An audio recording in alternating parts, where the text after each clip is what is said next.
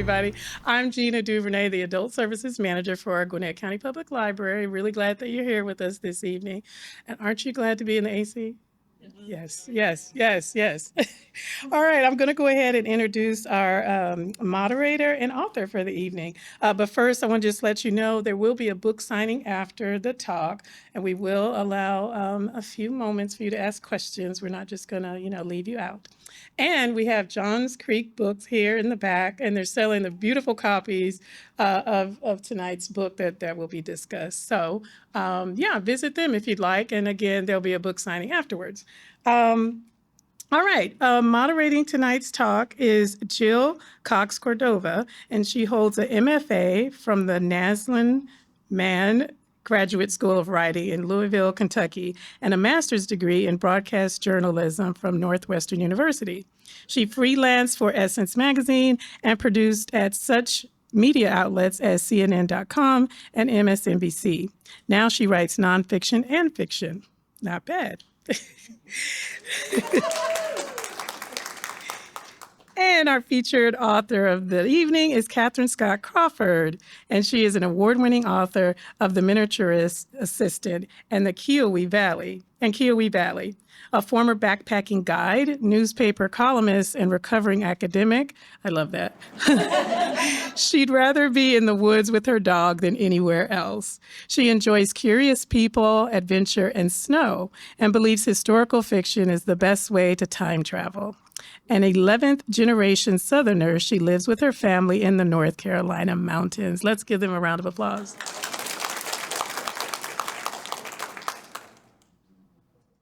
Well, welcome everyone. Thank you for being here tonight. And I'm sure this is better than the heat, right? Yeah. But also we're here to support a phenomenal author. I'm going to call her Katie tonight, although her book says Katherine Scott Crawford, right? But I'm just going to go right in, Katie. So the protagonist, the miniaturist assistant, is Gamble. And when we meet Gamble, we're in the 21st century.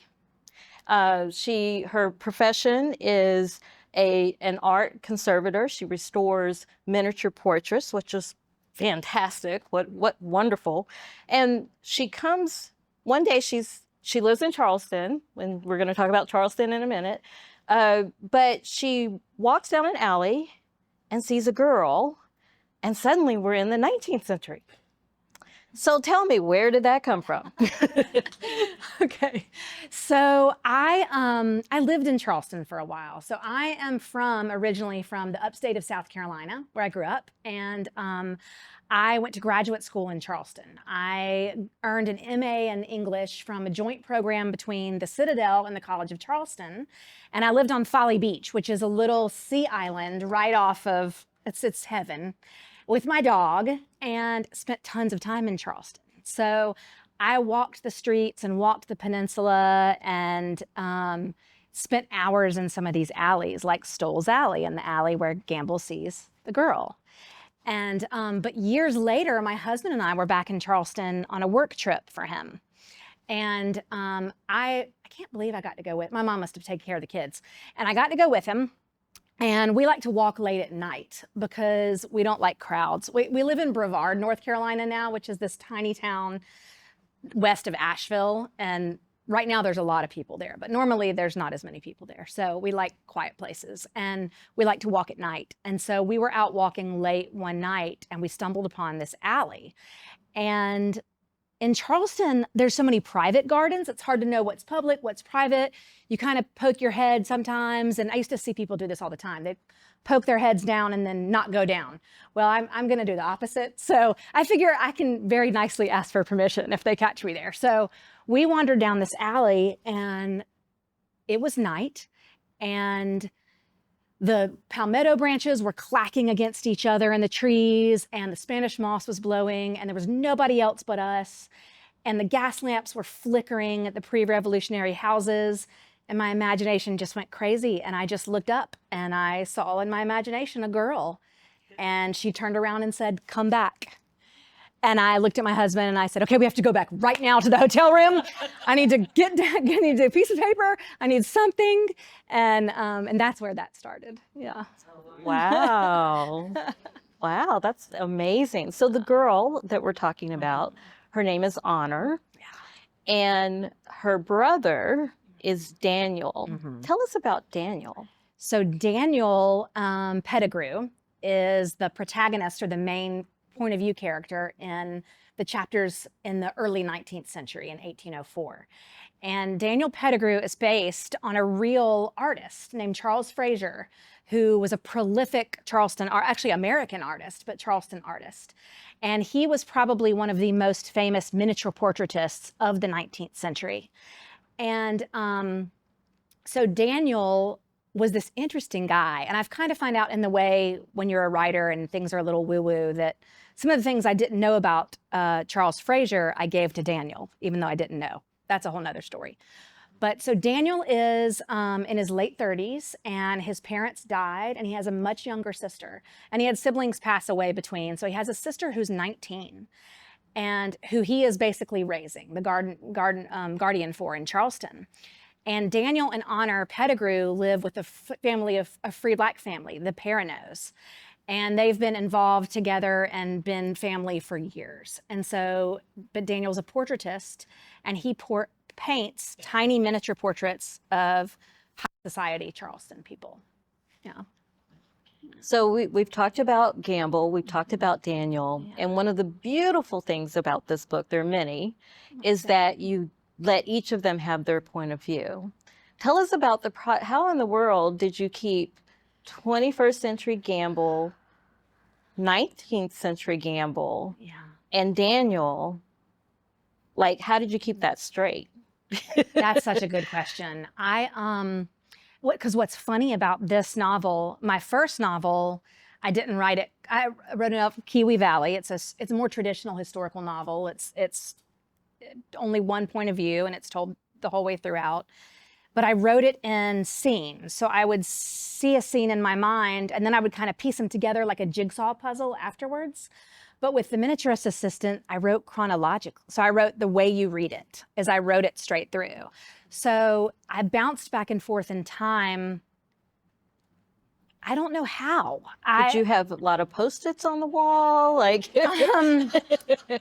I knew. So when I originally started the story, I didn't mean for there to be time travel. I was going to write a dual timeline novel because I've always wanted to.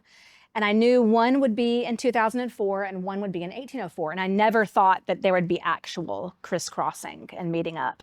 And then it just happened. And I used Post-it notes. I am not a plotter. So in the writing world, they say you're either a plotter or a pantser. So you're either plotting the whole thing out or you're flying by the seat of your pants. I guess I am in life and in writing a pantser. So I didn't know how it was going to end. I didn't know where it was going to go. It does sound really woo-woo, but I just kind of let the characters take me. I tried to keep up. I love history. It should be said that in the early 2000s was when I lived in Charleston. And so my memories of that time are very much Gamble's like sensory experience. The sensory experiences that she has are very much my sensory experiences. With the early 1800s, that was the real fun part. And then we were talking about this before earlier. Writing, I don't know how I thought I could write a white dude in 1804, but I had done so much reading. I'm a research hound, and so I spent tons of times in archives, online, and in real life, and came, fortunately, with some knowledge of the period before then because I'm a history dork. I didn't have any structured way of keeping things straight. I wish I could say that I did because it might help me next time, but a scene would end and I would just know instinctively, okay, we need to pick it up kind of in the same space, but 200 years before or later, you know? well, you aced that. Oh, thank you. You did. There was never any not once did I go back in the book like, wait, what happened before? Good. Not once Yay. did I do that. So you aced that. But speaking of the history and your passion for it, there are some times where you are the novelist, and sometimes where you're the historian with historical knowledge. Explain that process. How did you determine what you were going to fictionalize, and how did you determine what you were going to keep as is? If I had my way, there'd be so much more history in everything I write. Like if I could do what I wanted, you would all know about like the particular reins on the saddle of the horse that they rode, or the style of corset and why it looked this way. And you would know about the oil used in the gas lamps. But the editors are like, hey, maybe we don't need to do all that, you know? So that's where I get stuck. With this one, I tried to do a lot of pre-research beforehand, and then I would fill in holes that I didn't know along the way. One of the things I love about historical fiction is that there aren't any rules. And you're a rule breaker anyway, right? I'm kind of a rule breaker. Don't like people telling me what to do. I never have. And the great thing, should know this. There was a journalist, I think her name was Melissa McFarquhar, and I think because that's such a cool name, who said, there are no fixed laws with historical fiction. It is pioneer country. And that's what I love about it. I was lucky to be on this podcast called Take on the South out of the University of South Carolina. And the head of the Department of Southern Studies runs the podcast. And he's a historian. And he was saying he was jealous because he felt like he would hit a brick wall with his research. And when you're a historian, you have to stop. You know, you can't find the answer, you can't make it up. Well, not in fiction. In fiction, you can do what you want within reason, you know. There were some things I purposely probably didn't write about, and some things that I didn't want to sort of take ownership of, because I do think that even in fiction, there's an ethics to it, and like I am taking ownership of this person's point of view. So I did make some specific choices about what stories not to tell and what stories to tell. Yeah. Speaking of point of view, I noticed that with Gamble, it was first person, and with Daniel, it was third person. How did you come to that? How did you determine that you would do it that way? So my first novel was all in first person point of view. And from an industry standard, my literary agent at that time had run into some trouble. A lot of publishers wanted it to all be third person point of view, you know, which is saying like Daniel walked down the street, you know, things like that, instead of him saying, I walked down the street and saw this. And but Gamble just came out like that. And I felt like I could keep her first person and maybe wouldn't get yelled at if I also used third person. And I thought this is perfect because he is a man, and he is a early 19th century man. I mean, 1804 is post-revolutionary. We're a baby country. I mean, not that many years old. And so, but he's an artist, and I understand artists. So I thought, okay, I'll try a close third with him. And it seemed to work out. So, yeah. Well, speaking of men, Gamble is divorced, but she's stunning inside and out, and I'll get to the inside part later. But let's talk about Tolliver.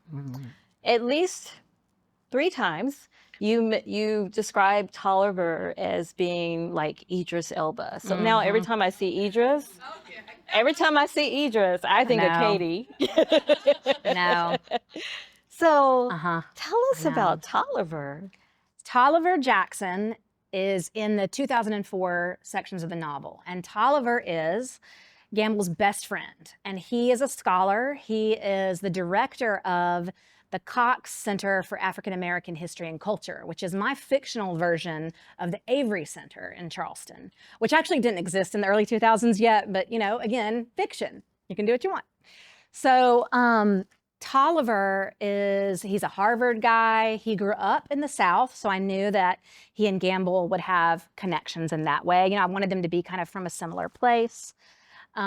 Tolliver also arrived fully formed. Like he walked up, there's a line, his first line is in the novel, is Gamble, his office is in the attic of this old building in Charleston on Bull Street. And he's really tall. And so he's always like ducking his head and everything. And when Gamble comes up to try to get help from him, he came out of the bathroom in his office and he said, "No white girls in the attic." And that was how he arrived in my mind. I had a friend in middle school, Tyree, who I kind of used a little bit of Tyree with Tolliver. Like he was super tall and we always used to throw the football at recess. And so, yeah, Tolliver's very attractive. He is. He is. It comes. You are the across. first person who's talked about Tolliver like this. I keep waiting for people to ask me about him. I cannot believe that. When you all read the book, you'll see what I'm talking about. Yeah. Okay, so Tolliver is Black, Mm-hmm. Gamble is not, Mm-hmm. but we know that Gamble is definitely not. She's against oppression. Yeah. But specifically enslavement. Yeah. Which, can get her in trouble when she goes, when she starts time traveling, right? So let's just talk about that theme first, and then I have another question on that. Okay. So what do you want to know about it? Well, why? Well, of course, that had to be a theme because we are talking about Charleston in both contemporary and the past. But were you nervous to put that in a book? Yeah. Nervous because I am such a history dork and I'm an oldest child and I really like to be right. Like I really like to get things right. And so my nervousness more was, how can I serve the story? Because that's the first thing you should do as a fiction writer, is you serve the story and these characters.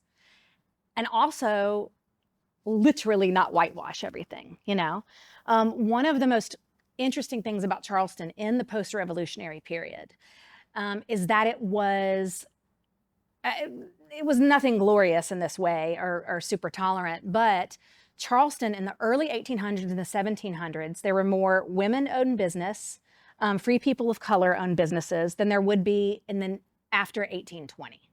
So you could stand on a street corner in Charleston. You could see businesses owned by women, businesses owned by Black people. You could hear 6 different languages. A professor told me this one time.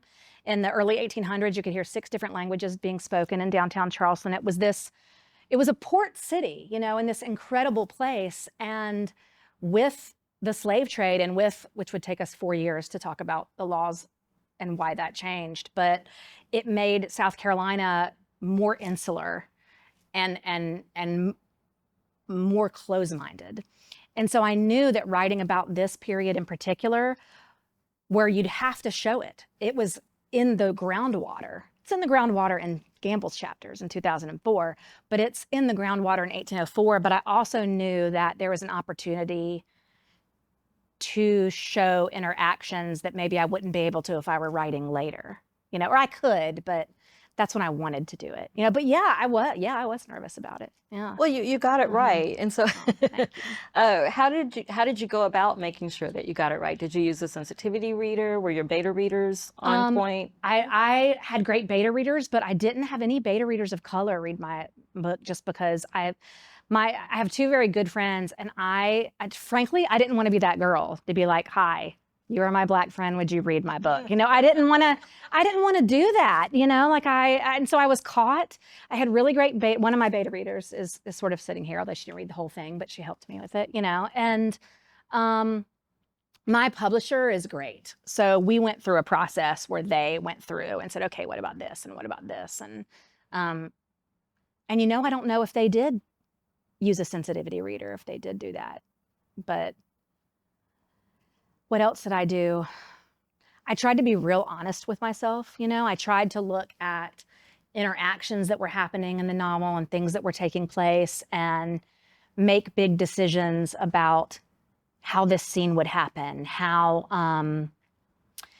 So there's a character named Effie Perrineau, and she is sort of like the chatelaine of Daniel Pettigrew's house. She is like a big sister to him. She is like a maternal figure. And I really wanted in my heart for her to call him by his first name throughout. And I only have her call him by his first name one time, I think, because I thought, no, Crawford, you know, like you've got, like, you, even though you may want it to be this way, it's truer to the story and to the history if we keep it, you know, if it's a big deal when she says his name, or a big deal to him when she says his first name. Yeah. Well, I applaud you in doing that and going with that. Let's talk about one of it's a city, but in your book, it's so dimensional that it's a character to me, and that's Charleston. Thank you. Charleston is like a character in this book, all the way, page 1. That makes me so happy to hear you say that. I love place and setting, and I came up on Southern writing. I was an English major at Clemson University, and then I have way too many degrees in words in English. And so I came up reading like so many Southern writers and was introduced to so many. And I actually think every good writer writes about place first, you know, because I think our place informs everything, good and bad, about us, whether we want it to or not. And but Charleston is such a special city, and it has seen so many iterations of itself, and it's made and remade itself so many times. And I also am a super sensory person, so when I am somewhere, I am taking in everything about it, for better or for worse. And so I think I write like that, whether I want to or not, you know, automatically. Yeah. But Charleston was, in a lot of ways, an easy place to write about in that way, because it is a sensory experience to walk down a Charleston street, whether it's October and it's actually starting to cool down a tiny bit, or it's like the week in December when the leaves change. There's only like 1 week when the leaves turn color in December, and then it's done. But it smells different. The low tide, you know, the pluff mud, it has a smell to it. Different things are exposed at low tide. The food in Charleston is so incredible that if you walk downtown and doors open and you smell that food wafting out of all these restaurants, I mean, it's I don't think you can write about that city and not include those things, you know. And you did, and I smelled those things, and I saw those things, and all of that, all the way through the book, especially with the miniature portraits. That was beautiful. Like, I really thought, like, I didn't need, you know how some historical books will have sketches or images in them. Yours didn't need it because it was in the words. So were those real? Yes. Because they were so detailed. So the Gibbs Museum of Art is an incredible museum on Meeting Street in Charleston. They're an incredible museum, and they have one of the most extensive collections of miniature portraits in the entire country. I mean, the only other ones that are bigger are like the Met, the Smithsonian, maybe the Philadelphia Museum of Art, but on either that same visit, or my husband and I argue about this, so either on the same visit where I saw the girl in the alley or another visit to Charleston, I went to the museum by myself, and I stumbled upon the miniature portraits exhibit. It's Gallery 5, and I walked in there, and miniature portraits are tiny. I mean, the biggest ones are 3 inches tall. If you think about like cameos and medallions, that's the size they are. And they they've been around for thousands of years, but they became hugely popular during the time of Elizabeth I. And then they were hugely popular in the 1700s and 1800s. And people used miniature portraits kind of like, remember how we used to like get our kids' school pictures and cut them and put them in our wallets, and then now we just pull out our phone and like, how are the kids? Here they are, you know? But they would have portraits made, or wealthy people would have portraits made. And for special occasions, like, I don't know, do people still put pictures of engagements in the newspaper? Who gets a newspaper? That's so true. You know, I remember my engagement picture, which I was mortified by, was in the Greenville News, you know, and it was me in my dress and that, so wealthy men would have a picture painted of their fiance to be if they were getting married. And it was on this tiny miniature portrait. And at this point in the novel, they are painted on ivory. And it's a laborious process, and it's this minute painting process. And most artists would sketch a portrait first. So they'd have the sitter come and sit for like 3 different times, and they would sketch, and then they'd work on the ivory. And Daniel and Charles Fraser, actually, his sketches are in the Gibbs Museum in a notebook. So I went into this exhibit. I was the only one in there. I couldn't believe I was looking at hundreds of these miniature portraits. They felt like hundreds. And they were on the walls, covered in glass, and then they were in these drawers you could pull out, and I could like get right up to them, you know, and look at them. And there's Charles Fraser's account book, and even some of his paint pots were there. And I looked up, and I had been there for 3 hours. I mean, I literally looked up and I thought, and so that's how I decided, oh, he's got to do this. Like, I knew I wanted him to be an artist, but I was like, he's going to do this. But they are so beautiful. And the reason that the artists love to work with ivory is because they use the white. The white was luminescent, so it made the sitters look alive. So they use the ivory to show like flush under the skin, things like that. And they're all different kind of styles. You know, Europeans painted like kind of ephemeral, like idealistic views of what people looked like. And the American portraitists like really wanted them to look more like what they looked like. And if you will see some of Charles Fraser's paintings in the Gibbs, people have jowls, you know, like there was none of this filtering like we do on our phones whatsoever. You know, you looked like what you looked like. But the process of it was so intricate. And I thought, artists are already interesting to me, but I thought, what would it take to have this person be so intent upon their art that they have to work with these tiny squirrel hair brushes, and they sit there and it's this, you know, intense process. And so stuff like that to me is catnip. You know, I'm like, this is so fun. Like, we'll make him do this, you know? Yeah. But the process was so detailed too. Did you study how to make the miniature portrait? I did. That was when I started to get into researching, and my husband looked at me and he was like, maybe it's time to write now. Like maybe 6 months of this is time for you to write the actual thing. But I went down this incredible rabbit hole of research, and the Gibbs Museum actually connected me with a woman named Carol Aiken, who happens to be the foremost expert in miniature portraits in the United States. And we corresponded, and I was able to interview her online. And then she pointed me in the direction of other scholarship. And then you're going to see what a dork I am. I love to read people's PhD dissertations. So, because PhD student, I know, huge dork. So PhD students are like super gung-ho, you know, they're dialed in, they're so excited about what they're writing about. And it's just, I love it. I think it's fascinating. And so I read several dissertations on different exhibits of miniature portraits and how to conserve miniature portraits, because I wanted Gamble's work to intertie with Daniel and to seamlessly, you know, I wanted her to be able to move in his space and he in hers.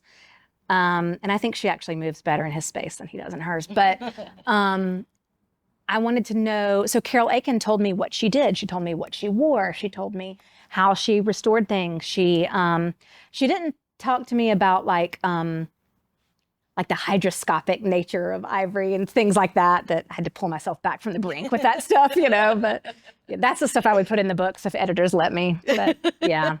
Did you ever try it? Like, did you? I have never tried it. I do love. Well, now you know how. I like the paint by number things though. Oh. And the tinier brushes you have to use, the better. Yeah. Okay. Yeah. It calms my brain. Yeah. I can see that. Yeah. I can see that. Mm-hmm. So Yeah. what was you were talking about and it comes across how much Daniel just, you know, his whole life, he breathes art, creating art. And so you as a writer, What was the most fun about writing this book the way that you did it? Oh, it was really fun. I like to put characters in situations where I don't know what they're going to do next. Like in my first novel, I took this girl and I threw her into the wild Carolina backcountry and just kind of, I want to see what happens. Like I like to put my characters in these precarious situations. And I wanted to take someone as accomplished at her job and kind of self-assured as Gamble is and see what would happen if I would she stay the same? How would she operate in this new place? And I wanted to see how the people around her in 1804 would respond to kind of the freedom that she brings, being not having as many societal blinders or hedges, and how would they react to her? And so those chapters were probably the Tolliver and Gamble chapters are really fun. Like their dialogue is really fun for me. It was really fun for me.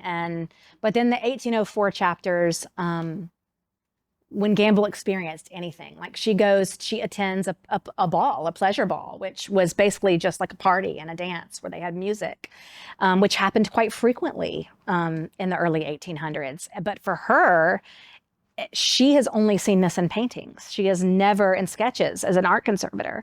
And so that was really fun, like for her to be in this place but also, to be literally come face to face with enslavement and to see this is not something she read in a history book anymore.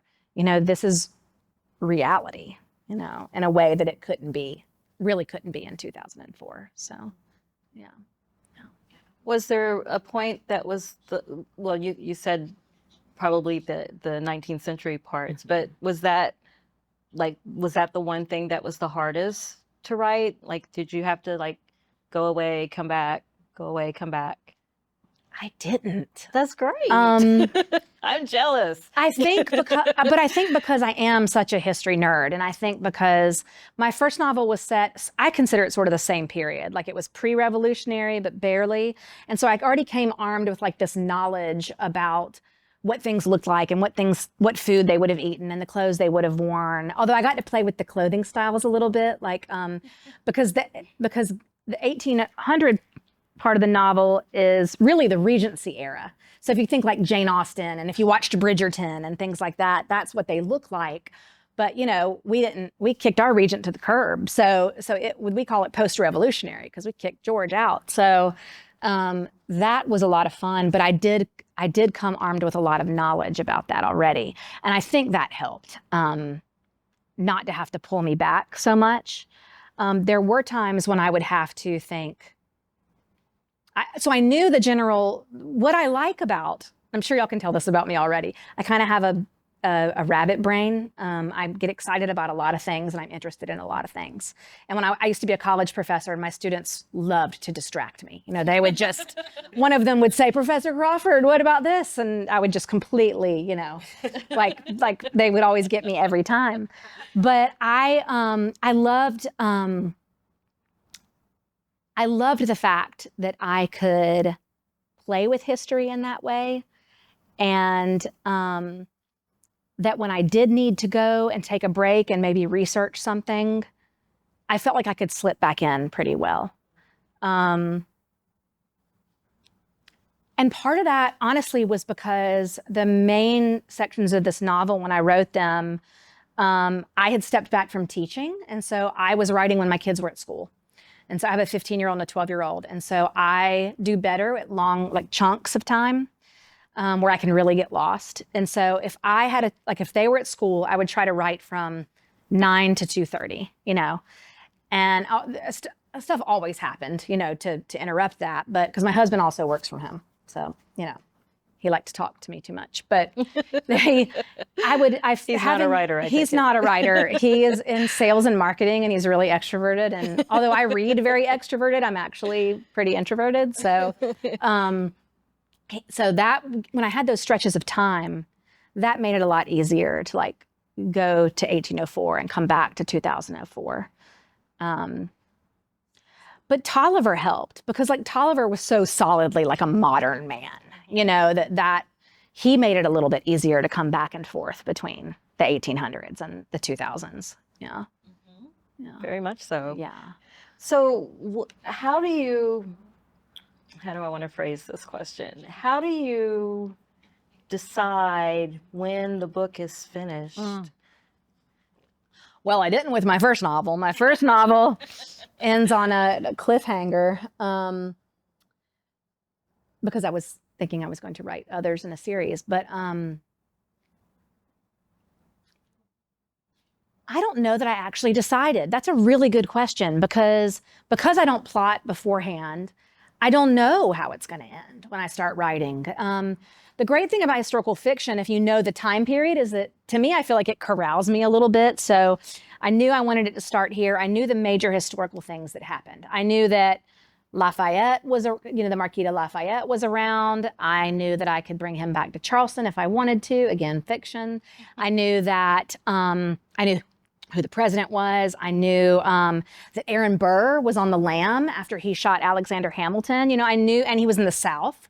And so I knew kind of all these things. But I also knew that this was a standalone novel and that I needed to circle back.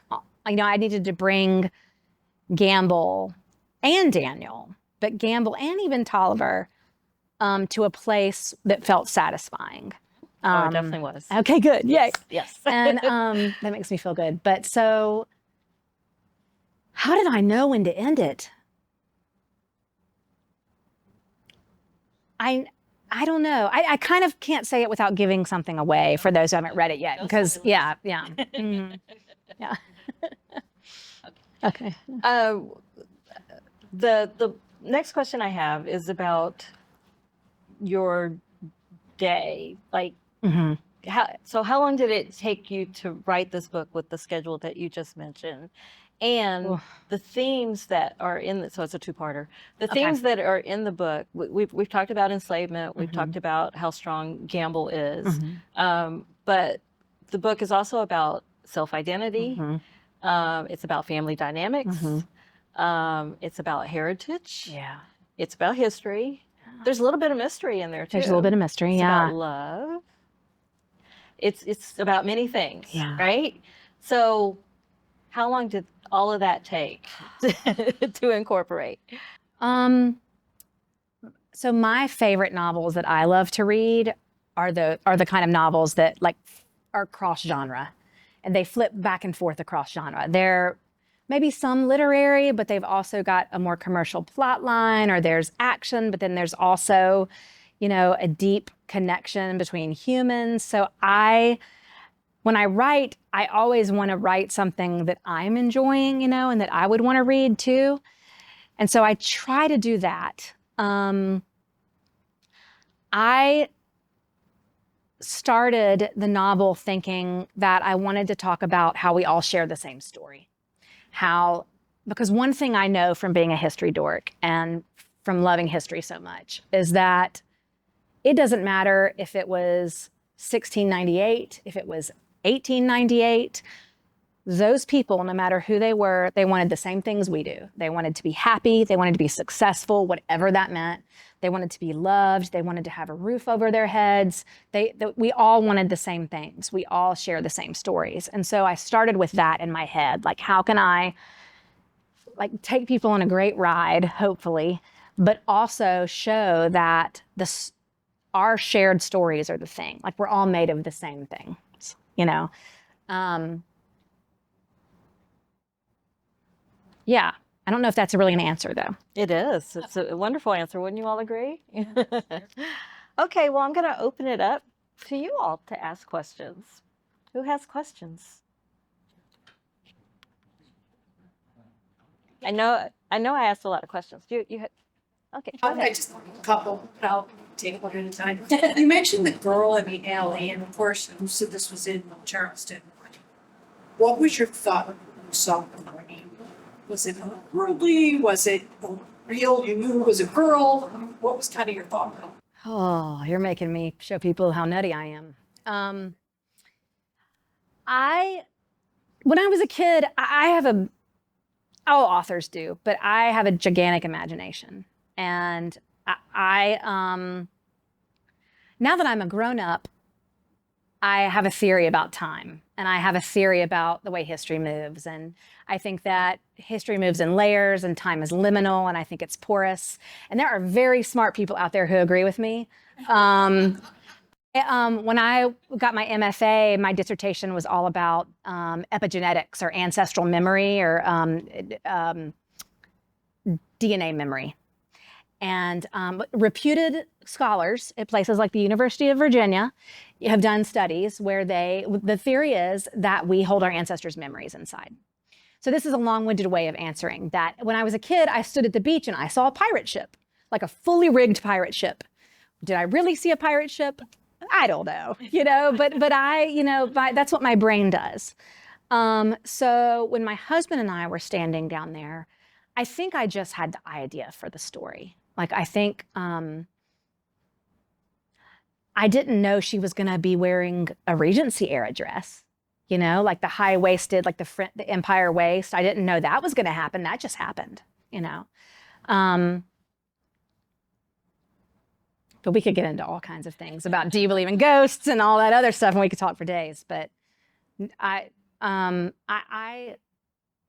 brain, when I'm somewhere, always goes to what did this look like and when, And so I start to imagine what was it like, and what did the people look like. Charleston, it just lends itself to that, spiritual, the people there. It does, and the bricks. I mean, there's been so many feet on those bricks. And the alleys in Charleston are the oldest roads in the whole city. They're from the 1600s. And so they had the first businesses on them. There's so many stories. I mean, so many stories, good, bad, ugly, beautiful, So Charleston, it's kind of easy to do that. Yeah. Any other questions? More a comment than a question. I found the book through an author friend that lives in posted, and she posted your schedule. Awesome! Yay! So I was like, I went to website and read the oh, this looks like a little bit sci-fi, a little bit historical fiction. So I'm like, okay. I finished it last week, and I'm like, this is cool because it's historical fiction, it's romance, it's sci-fi. It's just. It hit everything, and it wasn't predictable. And the ending was a oh, okay. Right? Yes. Thank you. Wow. Thank you. I think it just shows that I have fully fledged ADHD, and that I just think this is really coming to pass at the age that I am now. I'm realizing that I'm just full on undiagnosed, and I say that with love. But my favorite books do that. So my favorite books have PhD level research about the things, but then they have a really good time in them too, like an adventure. So that's what I always hope and try to do, And I just wanted to say, your author friends, you guys support each other in the Facebook post work. I'm gonna do. What's her name? Renee Winchester. Okay, awesome. Yeah, I met her through my other author friend Kim Brock over here. Yeah, that is so great. I love that. Yeah, thank you. I'm gonna tell her that you said that. Oh. You mentioned your other book, I think it was published in 2012. So, not the inquiring minds want to know, what did you do between 2012 and 2012? I had 2 kids. I was a college professor. I was a newspaper columnist. We renovated our house. Let's see what happened. So I wrote my first novel, Kiowee Valley, before I had kids. And it took a long time to sell that novel, 3 years. And I was an adjunct college professor who really had a schedule more like a full-time college professor. I went to grad school too during that time. I forgot about that. But mostly, really, honestly, it was the kids. I'm kind of an all or nothing personality. So if I'm going to do something, I'm really going to do it. Like right now, I'm trying to convince my husband that I really need to go to Mongolia because there are I did this horse packing trip and the wranglers have asked me if I could come write about it and help. And you go with the Mongolian herd. I'll be really quick. You go with the Mongolian herders and you bring the sheep out of the mountains. And I'm like, I'm your girl. Like I would be great. We could do that. I can, as a backpacking guide, we can stay in these things. And so I tend to leap without looking. Oh no, I kind of forgot your question. What was You answered it. And you had mentioned earlier, you asked her how long it took. So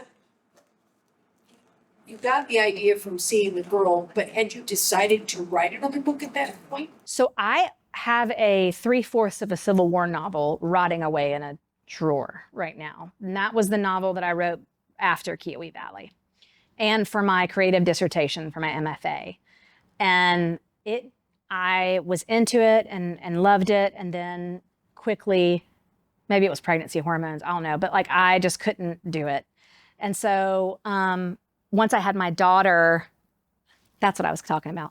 I couldn't do all those things at once. So when I was a college professor, I was a full-on college professor. I mean, I would write way too much at the ends of kids' essays. And I mean, they were grown-ups, but I called them kids. But I didn't know how to divide my energy well enough to write a novel and do those things.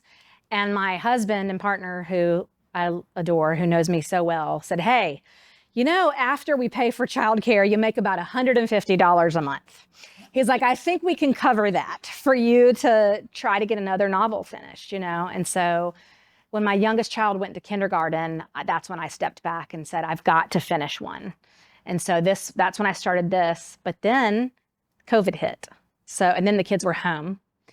And I would say, though, if I condense the time, it probably took about 3 years to write. Yeah, research and writing. I got the idea several years before I really got going on it, though. Yeah. Yeah. Yeah. No, I was just curious, being an 11th generation American, how much of your ancestral history or any events in the past that made it into it in your novels? That's a good question. I don't know a lot about specific events. I know that my family were some of the original settlers in Charleston and in the Low Country. And I know that they were also some of the original settlers in Western North Carolina, where I live now, which means I haven't gotten very far.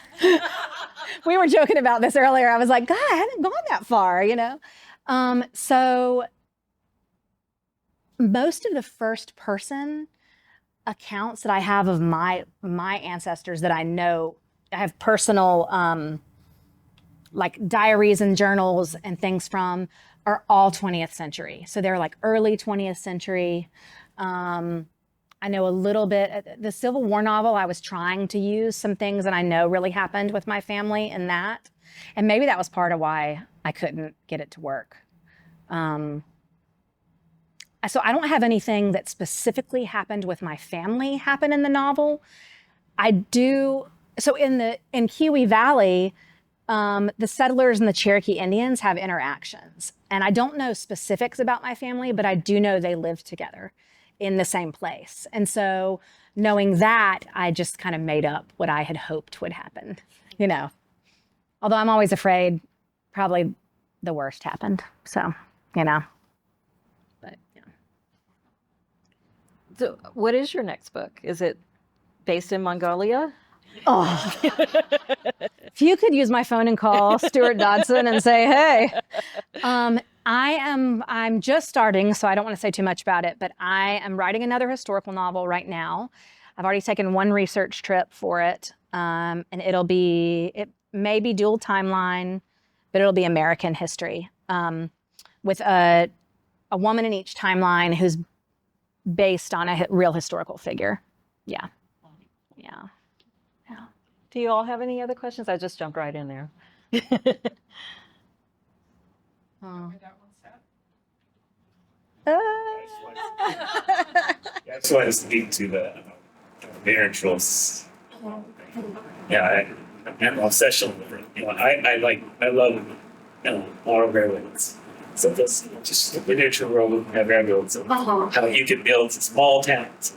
And picture yourself in a town. Yes. So I can see why people would like seeing miniature portraits. Yeah, these tiny portraits. And people still paint them now. Like you can get them specially made now. When I was researching this, I realized that there are people out there who do have miniature portraits commissioned.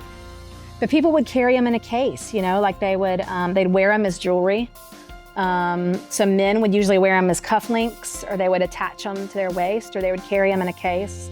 Women would wear them as necklaces or at their waist, or and they would take them with them when they traveled. Yeah. Any other questions? Thank you all so much. Thank you. Thank you, Jill.